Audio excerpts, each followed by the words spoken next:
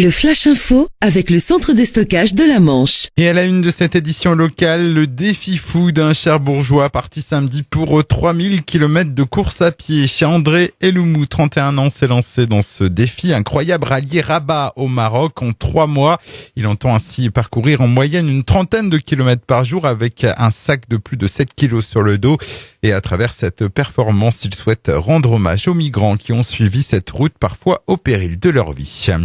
Plus de 110 apiculteurs de la Manche étaient réunis samedi en assemblée générale à Saint-Lô, dans le département. Un petit millier de producteurs amateurs de miel élèvent des abeilles, réparties dans quelques 4500 ruches.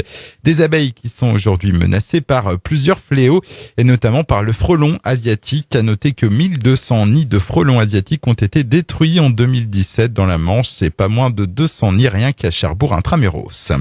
Demain, l'hôpital Pasteur de Cherbourg participe à la Semaine nationale du Rhin en partenariat avec l'association France Rhin.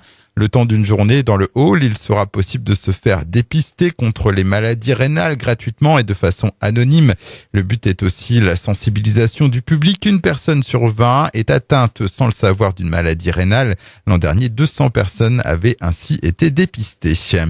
Près de 10 000 jeunes normands seraient concernés par le décrochage scolaire chaque année. Des jeunes qui quittent l'école sans aucun diplôme.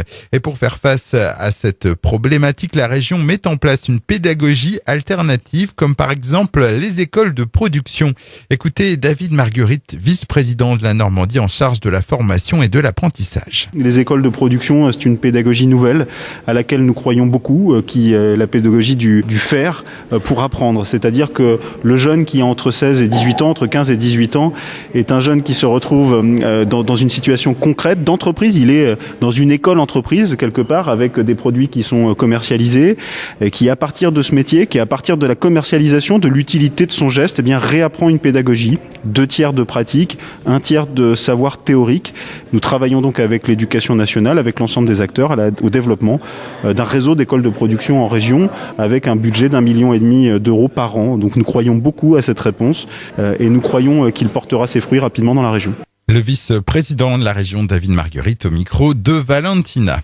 Et puis un jeune cuisinier aguet s'apprête à participer au championnat d'Europe des métiers. Âgé de seulement 20 ans, François Eustace est originaire de Sainte-Croix et ancien élève de BTS hôtellerie-restauration du CFA de Saint-Lô. La compétition se déroulera en septembre prochain à Budapest, en Hongrie. Le Flash Info vous a été présenté par Landra, centre de stockage de la Manche à Digoulville. Pour en savoir plus et visiter notre centre, 0810 120 172, coup d'un appel local.